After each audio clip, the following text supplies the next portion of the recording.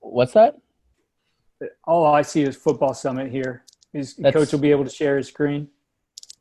my screen says Football Summit, I think, because I'm not sharing Oh, video. never mind. I got it. Yeah. Okay. Yeah. I'm on Coach now. Yeah, there we go. Good. Good. We're just going to get started here in 2 minutes, right at the top of the hour, coaches. Today, we have the offensive coordinator at Eastern Washington, Ian Shoemaker. I got to know Coach Shoe back when he was the offensive coordinator at my alma mater, Baldwin Wallace College at the time. It's Baldwin Wallace University now. And then I ended up filling his shoes later on down the line as the offensive coordinator there as well. But I could tell you, Coach Shoe is a great football mind. There's a lot of things that he did while he was at BW that not only did I hang on to, but you see it around some different colleges, different high schools in the area as well. Just some great thoughts on the game, and especially on the offensive side of things. He's been on the podcast twice now. The second one will be airing in a few weeks.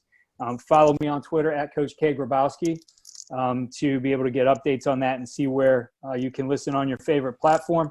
And then last note for some of the things I'm doing at USA Football, a part of the education team, really part of the whole strategy there is the football development model and what that can do for you as the high school coach, kind of to do your heavy lifting in building your program. In our pilot programs, we've had an outstanding response, and I know in our area we've implemented a lot of those things, the programs around here, and guys went from hurting for numbers to numbers really picking up because it really gives you a solid approach to how you build your youth program and how you develop athletes long-term all the way up to the high school level. So check that out at usafootball.com. Click on the resources tab, and again, it's football development model. So again, Ian Shoemaker, Eastern Washington offensive coordinator. As I've said, he's done a great job, was the head coach at Division II level, and then moved on to the FBS level at Eastern Washington. So Coach Shoe has not necessarily a presentation today, but I saw the outline for this, just a great list of topics to cover here in game planning stressors for the defense. Coach Shoe, thanks again, and your show. All right, I appreciate it, and Keith, great job. I appreciate what you're doing for the game. High school guys getting a chance to get all these free clinics and things like that, I think is a great opportunity. Gets me, able to talk a little football and get away from the boarding school operation that's at my house right now. But I appreciate you guys that are hopping on. Again, looking at this more as a conversation as far as a plan to game plan. How do we put together a plan to, put the defense in the most difficult situations moving forward. So I kind of built an outline and just kind of talk about ways of looking at the game and looking at formationing and looking at tempo to set up yourself for the most success. So starting off right away, we are a no huddle team here at Eastern. I've been running no huddle systems since '99. I learned that all the way back through Rich Rod and Rob Spence and all these guys down the road that kind of got that jump start on Indy and NASCAR tempo and playing super fast and being open and things like that. But as I've evolved over the years, that tempo piece has really taken, hold of a lot of different pieces, right? So you can go super fast, the Oregon flash tempo. You can go to the peak tempo and look everything to the sideline, from a rerun standpoint, a flip standpoint, and building in your peaks to check with me's and formations. But from our standpoint, that's kind of the starting point, right? That we are going to be tempo, that we're going to play fast. Here at Eastern, we are 100 to 120 play mentality. That's, on the board in our meeting rooms. Coach Best plays that out for us and asks us to make sure that we are, having that mentality going into the game. How fast can we play? How many snaps can we get? That 1 to 120 mentality going into these games. So a lot of that does affect how we look at game planning. But, for you, each individual guy out there, as far as building that mentality, I think these stressors and things like that can work in a huddle, can work in 21 personnel, 12 personnel, whatever you guys are using. So this is not just a no huddle piece. I'm just saying for us, tempo is part of our stressors going into a game plan week. So how are we going to use it and things like that. So kind of going through some of those things. Indian NASCAR, a packet of plays that you can call off the cuff as fast as you can, maybe limited personnel groups, limited formations. The one word calls, fastball, or whatever term you're using for that, but your one word calls that everybody knows, memorized, and get you going fast that way. The other thing that we use tempo wise is rerunning the same play over again, or flipping the play from say we ran a play one direction on one hash, we'll get on the other hash because of an outside zone or a screen throw, being able to just flip that exact same play but run it out of the opposite formation, opposite direction piece from that deal. And then using your dead count and using your check with me's. Hey, I'm in a formation. I'm trying to see what the defense is getting me without a play call in. Those are things that we use from a tempo standpoint to game plan. When are we going to use those? How are we going to use those? And what does that, move forward for us? The next thing is, as we're looking at, on the outline here from tempo, would be the next thing is alignment and motions, right? How are we going to use alignment and how are we going to use motions? Okay, so the first thing is simple, a cross motion, moving a receiver from one side of the formation to the other side of the formation, and how does that change strength and how does that affect the defensive structure, as we go. So we'll build this template and this checklist as we go in our breakdown. And the first thing would be, how do they react to a cross motion, right? A receiver running across some formation from slot on the right side to slot on the left side. How does that affect the defense? And really there's kind of three ways that defenses will adjust to that as we look at it. And they're either going to bump the coverage, right? The backers and everybody's just going to bump over and simple adjust across the formation with that motion. The next thing is, if they're in man coverage or something like that, they may run with motion. Is that nickel going to go all the way across with that motion to the other side of the formation? And then the other way we look at it is, are they going to rock and roll safeties, right? So as the motion goes, is the boundary move going to rotate to the middle of the field and the safety roll down to cover down that motion? So that would be the first thing. We say, hey, motion, across motion. Are we going to get bump, run it, or rock and roll with that motion? And if we get those different things, right, does that dictate coverage, right? Are they running it with man? Are they rock and rolling in man? Are they bumping only when they're in zone? Taking advantage of that. So again, alignment and motions is key there. The first one is a cross motion. The next motions that we'll use that will affect defenses differently is a fast motion to mesh. So we're going to bring a receiver or a running back, fast motion to mesh at the tailback position, and now look at how they adjust to that, moving from maybe an open 2x2 to kind of a 20 personnel formation with the tail or the receiver adding to the backfield and filling that two-back alignment in the backfield. How does that affect the defense differently than a full across the formation motion? Again, certain defenses will react different. Some will be more rock and roll to that fast back in the backfield deep mesh. Some defenses will bump more when that happens and not over adjust their formation, quite as much. The last motion that we'll look at from a receiver running back standpoint, from an empty or a open 2x2 would be looking at behind motion, right? An orbit motion, bringing that motion behind the quarterback and how that motion dictates that triple option phase, that bubble adjust phase, where that motion goes behind the quarterback and the tailback and adds depth and triple option opportunities. Does that change their adjustment? So again, those are the main motion pieces that we'll look at with the wide receivers and the running back. So again, to review, right? Wide receiver across the motion, right? Across the formation fast and fully changing the strength of the formation. 2, back in the backfield, meshing in front of the quarterback, adding to what may look like a 20 personnel formation. And then 3rd, something that motions in behind the tailback and the running back, adding to a triple phase or a bubble adjust phase possibility with that motion. So again, I want to know in our breakdown each week, How does the defense adjust differently to those ones? Is it something that's very specific, or is it something that's very standard for them? There might be something that's really standard for them. Then that's good to know as we go forward, which one of these formations and motions are we going to use to put the most stress on the defense. The next adjustment, alignment adjustment that we're going to want to look at and ask the question of what the defense is going to look like is any tight end off alignment. So again, tight end's on the formation, but he is off aligned, right? So again, as we look at that from here, hopefully you guys can see this as we go. But once I put that tight end in off formation, right, how does that affect my linebacker box and eyes?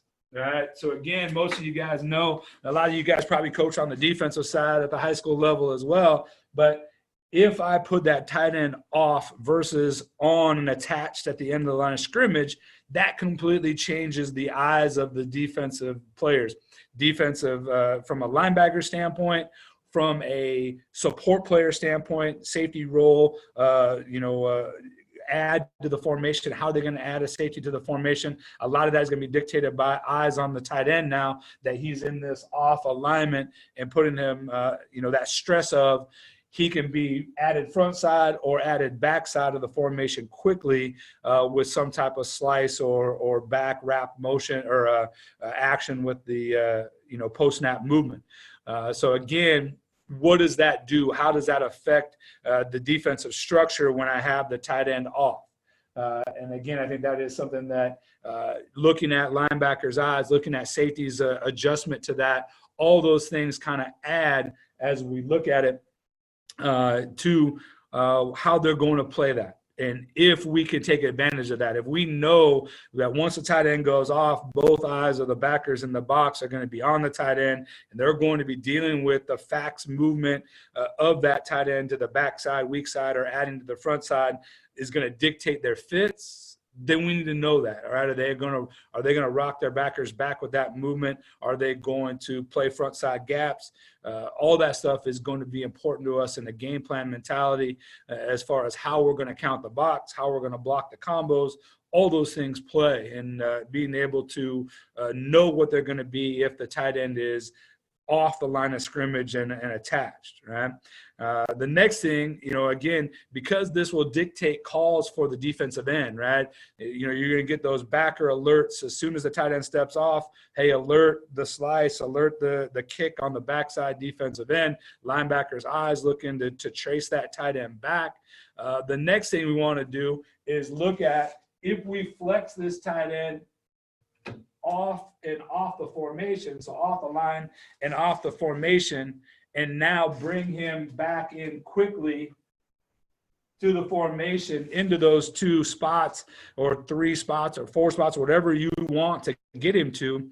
If I just by starting him off the formation, do I add stress to the defense as far as making those checks? Because I know our defense and a lot of defenses that we play, right, when that tight end is attached and aligned off the line of scrimmage, they're making a ton of calls.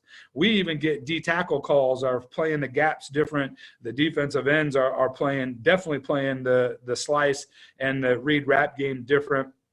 The linebackers are going to be playing all that stuff differently. So by just aligning that guy off the formation and jumping him back onto the formation with a short motion or a cross motion, can I add stress to the defensive structure by just moving that guy across? And I think that is one of the things that maybe we don't use enough and are looking at using more, this spring, obviously, if we ever get a chance to get back together, and this summer going into the install and things like that. I think that is something that makes things a little bit more difficult on the defensive fronts, the D-end alerts, and linebacker eyes, right? And always trying to stress their reaction to the structure of our formation, not trying to make it simple for them to make their pre-snap calls. Finally, the other thing that we look at as far as alignment before, motioning or anything like that is we do love putting the tailback in pistol. Again, putting the running back in a pistol alignment. And again, what stress does that put on the defense as far as their structure of making decisions, right? So again, a lot of the support players that we see, looking at defensive structure right now, how most defenses are trying to have 6 guys on the box and cover down all the RPOs with everybody else, right? Either through quarters matching or 3-match carry deliver, however they're playing their coverages on the back end. They're trying to keep 6 guys on the box. So if I got 4 down in this case, find 2 backers in the box, or a 3-4 adjustment where they're trying to get, maybe 1 drop in and 1 nickel player to the side of the formation in that 3-4 system. They're going to try to get 6 guys on the box to defend the run, have the extra hat for the quarterback, and be able to add their support players in different ways. And we think that pistol alignment of the tailback makes it more difficult for them to have a pre-snap decision made of where their pause player from a safety standpoint or their fast flow player from a support standpoint are.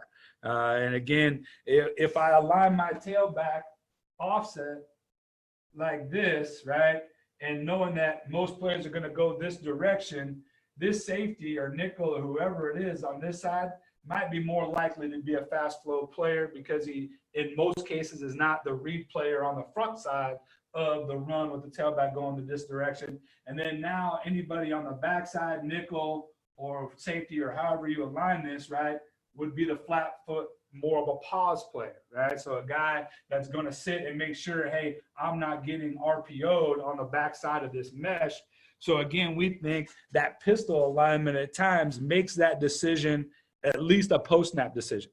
They have to make a post-snap choice of who the pause player and who the fast flow player is after the snap or on the turn of the quarterback or on the mesh of the tailback. So if we think that that will stress their support players as far as how they're able to add those guys and how they're able to get those guys into the fit a little bit, maybe take 1 step out of it, maybe slow them down for a half count, that is huge for us. We think that's a huge positive, and that's a big stressor for the defense and something that they have to practice. Hey, if we're just always offset, they know, hey, back away, fast flow, back to, pause. Okay, simple, right? That's a simple defensive mentality that hopefully we can break by putting the tailback in the pistol alignment. The other thing I think it does is it does change now which D end is playing the mesh, right? Which D end is playing zone read. So again, tailback offset, movement's going this direction. This D end, right, knows that in most cases he's going to be that read player. So he's prepared to skate or surf or whatever term you want to use. He's in position to go, okay, I'm highlighting this. I'm ready for this right now to be the read player on the backside. Okay. If I put this tailback in pistol and show the defense that I have the ability to read both sides of the edge of the formation by being in pistol and meshing that, again, we don't allow them the pre-snap alert to being read, right? To being fast flow from a support standpoint, being a pause player from a support standpoint, and then being able to be from a defensive end and linebacker exchange game. Which side are you going to play the exchange to if we're in pistol? And can you play that alert exchange game on both sides of the formation? And can you do that on the turn of the quarterback and the mesh of the tailback? So again, that is a big piece that we think makes it difficult on the defense at times. Can we be 100% pistol? Probably not. We're going to have offset things, and we're going to do those as well. But we think that as a stressor mentality, being in pistol to start is a stressor that we want to use. And then the next thing would be to jump or motion the tailback into those offset positions, making it happen as quick as possible in a short amount of time as possible. So being able to jump that tailback over here and mesh, right? Jump that tailback out to an alignment off the formation into an empty or something like that. How does that affect the defense? So alignments and formation or motions to those alignments, I think, are key. So again, off tight end, right? How does that affect the eyes of the linebackers and the defensive linemen? How are they affected by that off tight end alignment? What calls and checks are they making? Are they playing it different when he's off versus on? And then can I stress them by moving that tight end also off the formation and adding back on the formation to be that slice player, that wrap player, the fill player, whatever you're using that player for. And then finally, taking advantage of pistol as far as a stressor for the defense, making it a post-snap decision that those guys are making as far as how are they going to support different sides of the structure of the defense. How are they covering down the RPO? How are they dealing with the quarterback as the ad player in the run game? And how are they going to build their exchange scrapes with the DN and linebacker? Pistol, I think, makes that a post-snap decision a lot of the times instead of a pre-snap. Offset back, fast flow, pause, read, scrape. All those things are kind of set for the defense. So, adding that stress pre-snap is good. And even if you're jumping him or motioning him quickly into another position, just making that harder for them, not having the full time to check to those different calls. Okay? All right, so that's tempo, right? Alignments and motions to kind of start with. Next thing will be shifts. Okay, so again, with us tempo-wise, shifts are not something that we use a ton of, have been things that I've used in the past. Again, we're not a 10 personnel all the time. We're not 11 personnel all the time. We use 10, 11, 12. We move through all these different things. So shifts do play in some of our 12 personnel game. Shifts do play kind of in that 11, but also trying to make build as much stress as we can by moving them fast and snapping the ball and not giving as much time to change up their calls and different things like that. So, we have kind of three ways that we can shift the formation. The first way would just be to shift the tight end from one side of the formation to the other, just changing strength, right? Maybe going from 2x2 to 3x1 and moving him to the other side of the formation. Simple shift mentality. All right. The next one would be maybe two tight ends moving together or crossing the formation and moving opposite. Really just trying to, give some eyewash and change the strength of the formation different ways. So again, the two-man move. And the last one would be what we look at as an all-skill or a scatter type of movement. So everybody, in the formation is starting opposite of where they're going to end up and exchanging the strength of the formation that way. Again, with our tempo and our mentality here at Eastern is not something that we're using quite as much, but I would say there are times that we do use it. And the biggest thing I think from a game plan standpoint is understand the why. What are you doing that shift and movement for? What are you gaining, right? If they are a, heavy hand D end and three technique to your tight end side and you're shifting to get the weak side or quick end, to the strength, that's a why. Yes, I agree with that. That may give you an advantage, right? Maybe I put the tight end in the boundary and bring it back to the field, and I changed how the nickel and the safety support is aligned to the formation. Great. That's a great why. But what I see a lot of times is, on film, I'm watching guys shifting and motioning and doing these things, and you're not getting anything out of the defense. The defense are just kind of bumping or short adjusting, and there's nothing really, no advantage gained from the movement. They're still playing their quarters adjustment, and there's not a big check, or there's not a big adjustment there. And then, just running a simple play that doesn't really take advantage of that shift in motion. So again, I think it's something that know your why. Why am I shifting? Why am I slowing down? Again, for our standpoint, why are we slowing down the tempo to do this? There better be a really good reason why, and then making sure that you are stressing the defense with that deal when you're taking the tempo off of what you're doing at that point. But shifts and those things and shifts with motion stacked in behind are really good. And I don't think that they're a bad thing. I'm just saying there's got to be a reason why, because either you're stressing the defense or you're stressing your offensive unit, because there is a lot of pre-snap learning and things like that go along with those things. So making sure that you are prepared to get that advantage, or you're just stressing your offense for no reason and you're slowing your tempo down, depending on how you're playing that system. Okay. So shifts, good. Another stressor that I like, that I think are good, that you need to think about and you need to game plan as we're looking at the breakdown. How do shifts affect this defensive structure, and how do we take advantage of it as we build our game plan? Next thing would be empties, right?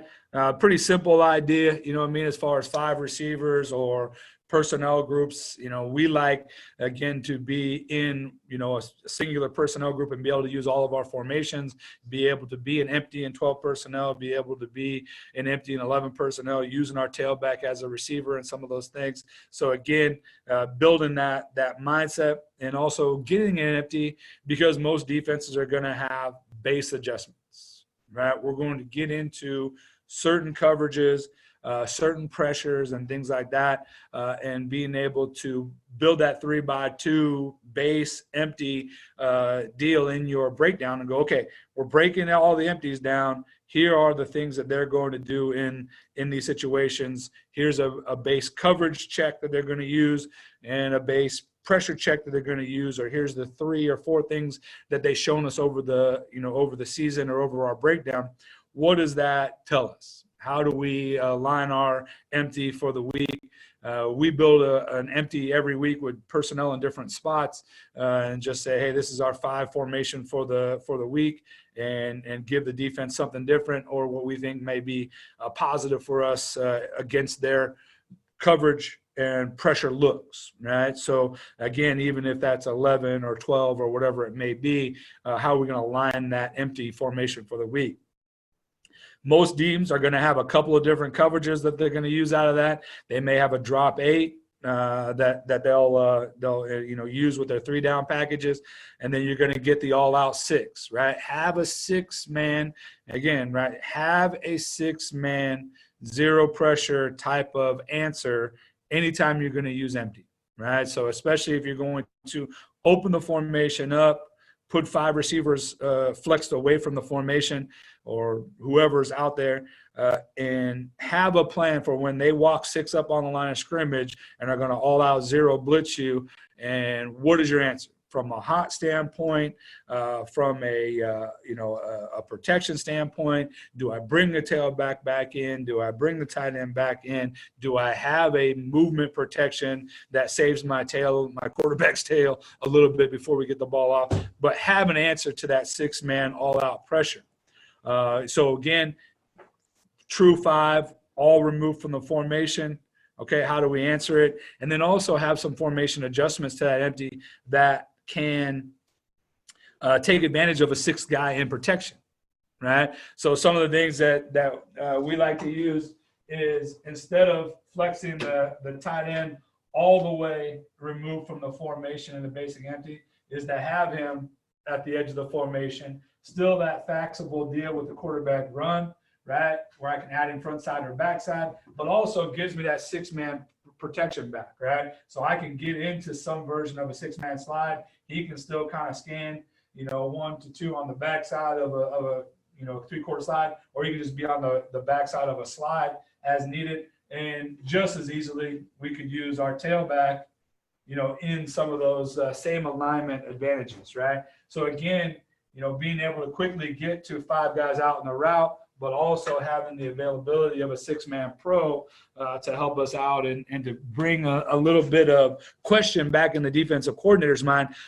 Is this a 6-man pro empty, or is this a true off the formation, everybody open empty formation? So again, one of those things to take advantage of in your empty plan is to maybe attach the tight end or the running back or whoever that guy may be for you in your personnel, in your scheme, to say, hey, this is a way for us to get to a 6-man protection. Again, I got a couple guys here on chat, so I'm going to check this real quick before I jump into the next thing. I got a question from Deacon, right? Does a tight end flip go in the first situation? Not sure. Answered it. Gotcha. Okay, cool. So we're good there. Moving on. So empty, right? So again, taking advantage of, you know, to review, right? What is there going to be their coverage check? Do they have a drop 8 check to the empty? And what is their 6-man zero pressure type of outnumber you check, right? Where they bring everybody, and then anybody that's blocked dropped out, and they're trying to get one free guaranteed blitzer in that deal. What is that answer? How do we take advantage of building that, you know, from a from a hot standpoint or whatever that may be. And then building empties that give you the opportunity to be in a 6-man pro as we go as well. Okay. So again, empty there. Okay. Next one that we put on our checklist for breaking down film and needing to have an answer for is formation in the boundary, FIB, right? Our basic fib mentality here. Again, putting the strength of the formation on the opposite side of the formation, or putting it to the boundary side of the formation. So, if we're on the left hash here, putting 3 receivers into the left side of the formation in a 3-by-1 alignment. I don't care attached, unattached tight end. It doesn't matter. I'm just saying put what is a normal formation and put the strength of that, or as the defense would dictate strength of that formation, putting that into the short side of the field. Big thing for us is anytime we go FIB, we're always going to ask the first question is going to be, are they going to move the nickel, right? Are they going to move whoever the field outside backer is, whoever the field strong safety is, whoever that field overhang is, 3-4, 4-2 nickel, whatever defensive structure is, for the most part with 11 personnel, which what we live in for the most part, to the field, to a 2 receiver remove, you're going to have an apex player. Is that apex player going to move into the boundary, right? If he moves into the boundary, now they can keep their structure of 6 backers, or their 6 box with the 2 linebackers in the box, or are they going to bump their backers with that nickel personnel into the boundary? All right. So again, as we look at the structure of most defensive teams that we look at, right, saying that this 2-backer box with a nickel to the field, saying we're on the left hash here, right? We're on the left hash. And if I put a formation into the boundary like this, right, what is that guy going to do? Is that guy going to move, rock and roll with the safety, right? Or are they going to bump this thing across, just like we talked about with the motion piece, right? One way to kind of do it, right? So again, if they leave him out here, will they remove, as we look at this, right? The Mike middle backer and the Will, right? These guys want to live on the formation. They want to be in the box with their 4 down linemen. They want to live in the box and let the nickel and the strong safety, free safety, all those guys cover down all the RPO pieces, right? We talked about that earlier as far as being, every defensive coordinator's mentality right now, right? But now if you're not going to move the nickel in the boundary, I need to know, are they going to take this bad dude, this neck roll out of the box and cover down on our 3 receiver surface? Or are they going to rock and roll that safety down and dictate a 1 high for sure? How are they going to do that? And are they going to move these guys back into the box and the nickel becomes my 6th player in the formation? Well, that can be an advantage to me. I got a 180-pound nickel out here who becomes an inside the box linebacker that we can put physical hands on with our guard, in our combinations. And I can move a 230-pound linebacker out over this formation and make him a cover down player on this deal. That's an advantage. I've taken a good run stopper and put him in a situation that's hard on him. And I've taken a good cover down player and put him back in a run stopping situation in that nickel piece, right? So that's the first thing I want to know. Does the nickel stay to the field, right? Does this, field adjuster stay to the field, or does he move into the boundary with us? And then what happens if we move the formation back fast with motion, which we talked about as well? So again, I think that is an easy way to start a FIB conversation is in the 3-by-1, right? Put the 3-by-1 in the boundary, see what that field overhang is going to do. The apex player that's normally over number 2 of the field, how is he going to align when we put that stuff all crammed into the boundary side? And again, build out a plan for when the Will walks out. Okay, how do I get physical hands on that nickel in the run game? And if he does go across and add to the formation in the boundary, how fast are they and how well do they adjust if we move from FIB back to normal open 2-by-2 possibly on that move? So again, some of those answers as we go through. The other thing is, don't forget about FIB from a 2-by-2 mentality. you don't have to be 3-by-1 and wide open to get to an FIB. I can have my tight end just, again, saying this is left hash again, right? I can just have a tight end alignment, and putting these two guys into the boundary still provides a stressor, right? How is, again, this nickel going to defend the wide side of the field? Is he going to get into the box? How do they move and adjust all those things? So I think sometimes guys just think, oh, we're just going to get a 3-by-1 if I'm going to call an FIB. I think there's still some serious structure issues for these nickel teams and quarters teams in just a basic 2-by-2 11 personnel formation. And then, like I said, what we talk about at the end here is layering, right? Okay, now I put the Y off and I have FIB, and I put the Z up and on. How does that affect eyes and how they deal with fast flow pause players as we start layering the stressors in our game plan? So again, next thing we look at in our breakdown is FIB, right? How are they going to do that? First simple question is, what are they doing with the field apex player? Is he going to ever align in the boundary? If he's never going to align in the boundary, then we have a lot of answers. We know they have to walk the wheel, or they got to roll the safety down in the boundary, give us one high. All right, that's it, right? Or they got to drop an end in the boundary and play the hybrid 3-down stuff, right? So again, there's just a couple of different answers, but we know they'll never move that nickel to the field or that apex player to the field into the boundary. There's only a couple of different ways that they can align and defend the formation. But if they do put that nickel into the boundary, is that because they're in man? Do they have a pressure on? Is there something that they want to keep the mic and the will, connected and in the box in that 6-man mentality of building that run blocks with 6 guys? All those things tell you something. So again, having that answer at the end of the breakdown, I think, is important. How are they going to play FIB? They're going to keep the nickel to the field the whole time. Okay, that informs our game plan. Right, so have that answer, as we're breaking down the film. Okay, the next thing will be stacks and bunches. All right, so we move from FIB, and then now looking at how do we deal with stacks and bunches. All right, so again, to us, stacks is a 2-man game, right, and bunches are a 3-man game. So again, I can put 2 receivers and stack them up in a 2-by-2. We can adjust this from the whip really wide and plus, right, to normal, to all the way tight and compressed. But stacks and bunches.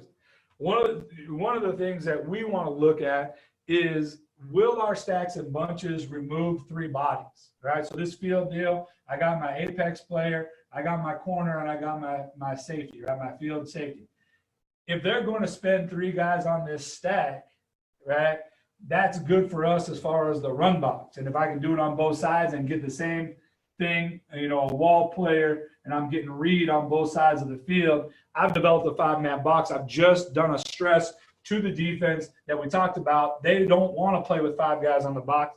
They want to play with 6, right? So that will, or that nickel needing to be back on the box to give them the opportunity to have 6 guys here, saying that they are straight over under up front to start with, right?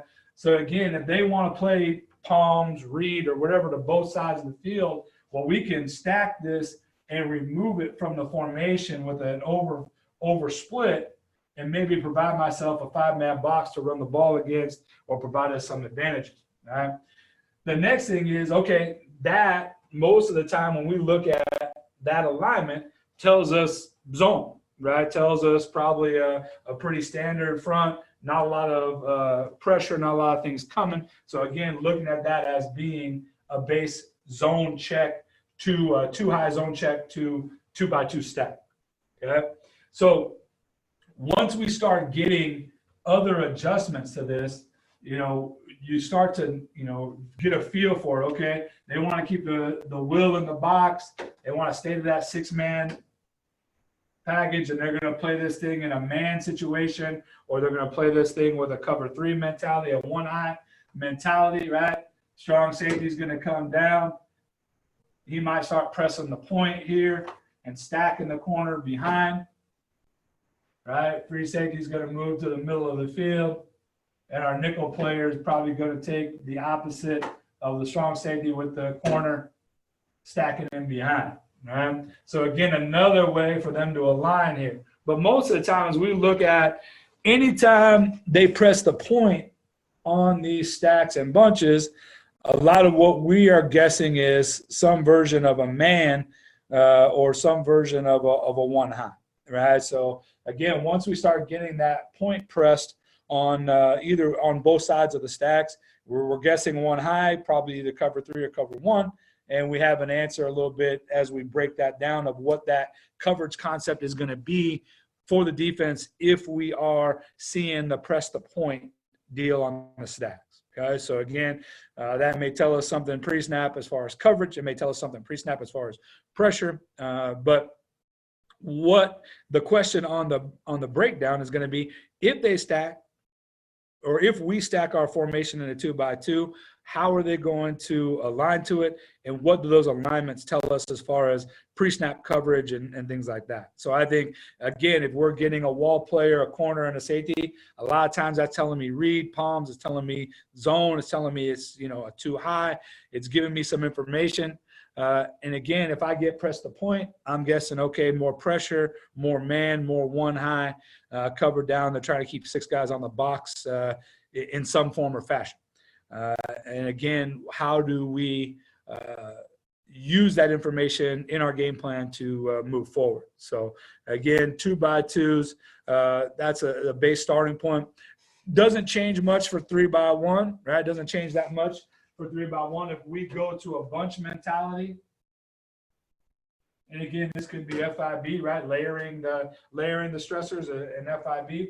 But if we can put together a bunch like this, same thing. How are they going to play, their number of guys over this alignment, right? So the simple zone way is, again, apex that deal, corner, and a safety over the top, right? Field safety over the top. And they're going to find a way to press the mic or the backside safety to 3 across, right? 3 through the middle or whatever, okay? So again, that's telling me zone. That's giving me a zone mentality here, that they're going to try to edge this side, wall this side, play over the top, and then, like I say, cross read or ride with the mic as we go 3 across the formation, okay? So again, feels zone, looks like zone, smells like zone, quacks like a duck, right? So again, this is, one of those starting points. The next thing is going to be what? They're going to press the point, right? They're going to press the point with that nickel and try to press him down. And now they're going to be the same answers, right? This is a 1 high. This is a man answer, right? What does press the point tell me about this defensive structure and about this defensive coordinator when I get that press on there? So something simple. I can tell the tailbacks, hey, if they're pressing a point in this, we're guessing these things. If they're not pressing a point in this, we're guessing these things. And in an RPO mentality, any of those information pieces that I can glean prior to the snap makes the decision-making process that much faster and easier for my quarterback. So again, that would be one of those things. Stacks and bunches give us that kind of quick, simple tell from the defense a lot of times. The other thing would be, similar to empty, right? I go empty. Hey, there's a couple of different tells that the defense is going to give me. They're going to show all 6 guys up. Okay, this is kind of who you are. Or they're going to have a couple of base checks for the coverage concepts. Right? So that's stacks and bunches. Again, both of those, be able to max those stacks, max the bunches away from the formation, right? Or bring those bunches back closer to the formation. So again, have a max, a normal, and a tight split of those stacks and bunches. And again, how do those play as we move along, right? How do those things give us going? I got a question here real quick as far as what are RPOs that you're running out of bunch? I think most of our RPOs from a drop back standpoint, basic stick, quick game, are kind of our, our angle route, our slashes and things like that still play. Our receiver guy loves throwing bubble screen to compressions on the bunch and things like that. Any of those under hide pieces, for us would be, running a guy through the high, running a guy through here, and then dropping the outside guy underneath would be one of those deals that we like out of our RPO mentality here. But some of our main RPOs that we can add, aren't truly affected that much. We're going to bring the glance underneath, right? Run this guy through our vertical read, compress, our big box kind of fade from number 2. And we would just have to work our under route from the Z as far as timing, right? How fast is he getting in there? But we could be running, zone away in that, or we could be adding that to bubble. We like that compression because it gets us to the numbers a little bit more with that bubble screen at times. Not something that we're doing enough of probably as we go forward. So again, that would be a quick answer to some of those bunches. Obviously, stacks the now screen out there on the edge.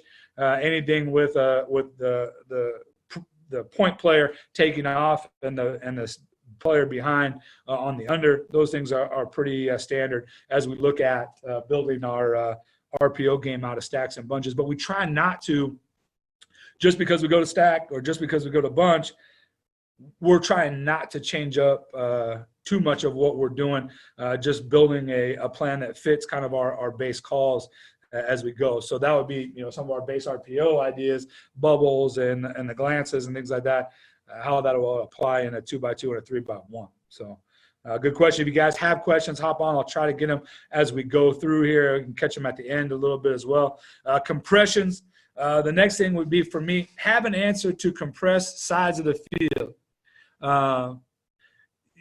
Being able to put a compression to the weak side of the formation, right? Being able to compress the weak side of the formation, being able to compress the strong side of the formation, right? Or being able to compress both sides. So again, as we look at it, we have 3 different, we have a check that, or a tag that compresses the weak side and leaves the strong side in a normal alignment. Then we have a call that compresses the strong side.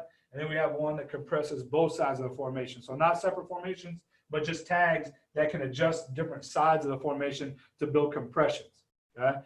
If we look at those compressions, right, and building our formation, we want to know, especially in a quarters mentality, are they going to make their normal quarters check to that compression?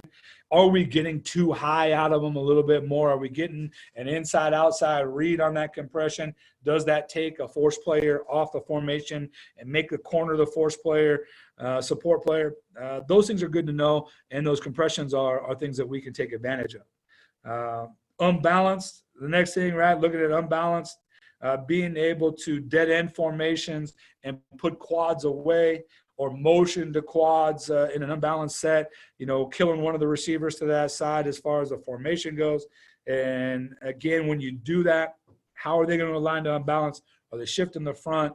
How are they going to play the backside if we motion that off-aligned receiver from that boundary side all the way out to the field side and leave an empty edge on the backside? How do they defend that edge? Running it, rocking and roll, or bump, right? Those same things with that motion piece. So, quads, I think, is something good. Quads out of 11, quads out of 10, quads out of 12, right? Being able to use some of those bigger formations as well, okay? So from that standpoint, again, this was a checklist as we look at it for breakdown.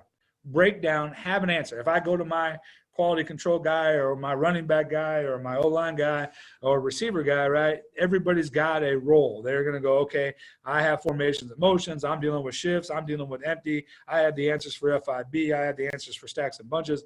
So as a game plan builds, I should be able to say, hey, what happens if we run this exact same play and we stack the receivers in a max split?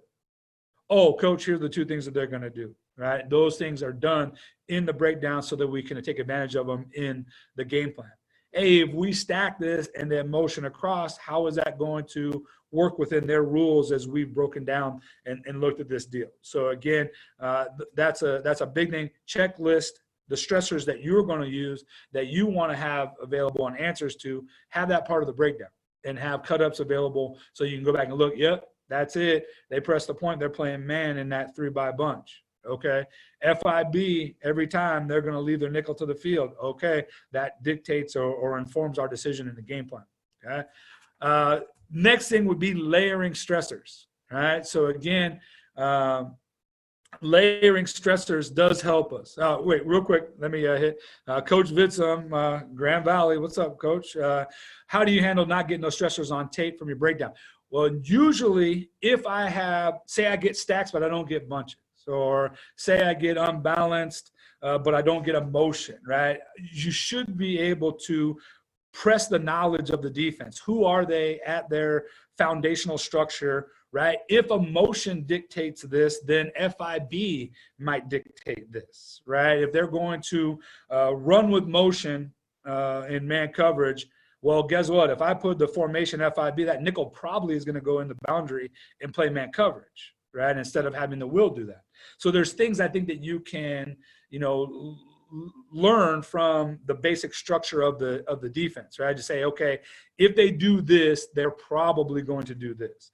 If they do play IO to compression or a tight end wing, for instance, right?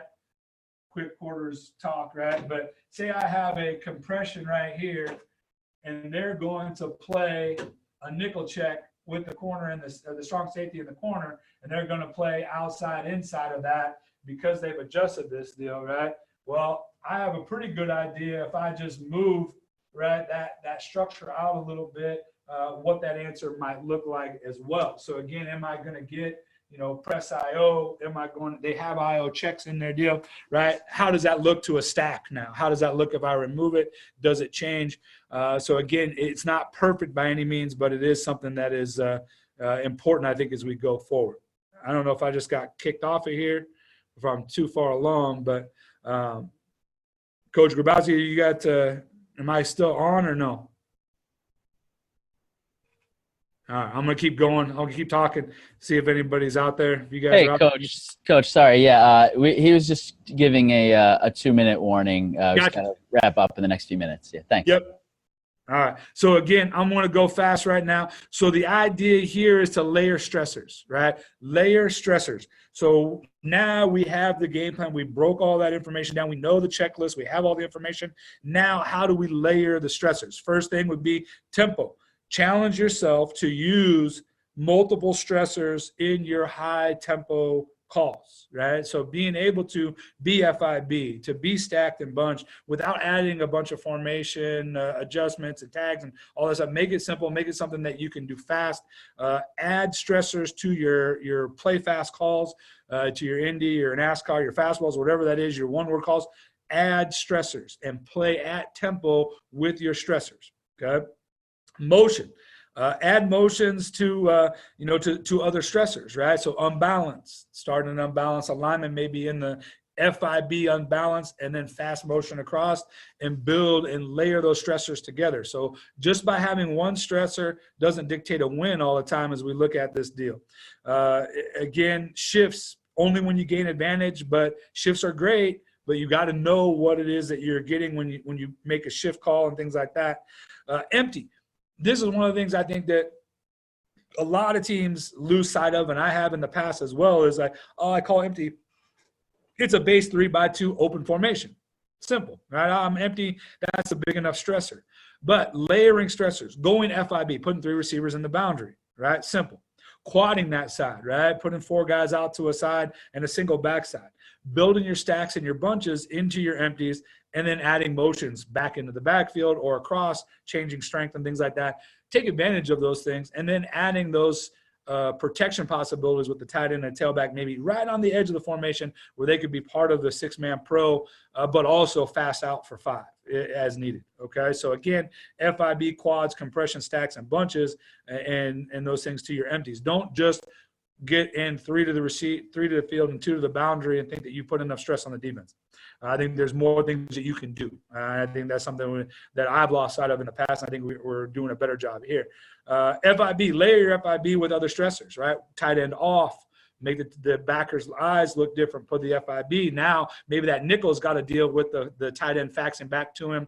He doesn't practice that as much as an apex player that the Will normally does. But now that I put him FIB, now I got a chance to lean his eyes. Stacks and bunches with compressions, right? Compress those formations, stacks and bunches, 12s, 11s, different things like that. And then unbalanced, again, take advantage of unbalanced with a lot of the other stressors. We like unbalanced stack 3x1 in the boundary, FIB, one of our main kind of go-to calls, right? Puts 3 or 4 stressors into one formation and one call. Again, make them deal with a bunch of different things as we go. Let me look at a couple of questions here real quick. Sorry if I don't get to all of these. How do you call tempos out of certain formations and our plays? Our tempos are built in. So again, if the Indian NASCAR plays come in a certain way, our fastballs come in a certain way, our normal attack tempo comes in a certain way. So again, we should be able to use all those tempos, as we go through. So I think building in a structure, I think, is important instead of saying this is this tempo, this is that tempo. Being able to use multiple tempos in every drive if that's who you want to be. Anything else here? Okay. Some of your favorite stressors in the red zone. Like I said, I think FIB stacks, favorite stressors in the red zone, right? FIB with stacks, and then the tight end off. I think compressions down there is good. Again, is that safety player, when I compress the formation, going to be the edge player, the force player, which he's normally practicing? But if I compress a formation, now I may turn that corner on to be that force player. And now can I, get an advantage in the run game that way by taking the safety who's now got to back off and deal with the stack or bunch instead of that. Sorry, hey, guys. Coach. I'm sorry. We do have to wrap. But is there any social media you'd like to let people know to visit? Mine's Twitter-wise is at Coach Shu EWU, at Coach SHOE W or EWU. Okay, love the guys. Follow me there. Throw some questions out there. Try to continue the conversation as we can. But appreciate everybody coming and listening. Hopefully that was something that was positive and gave you a little bit. And stay safe, everybody. All right. Thanks, Coach. And thank you to everyone who tuned in. And we'll be live at the top of next hour. Thank you so much for joining us.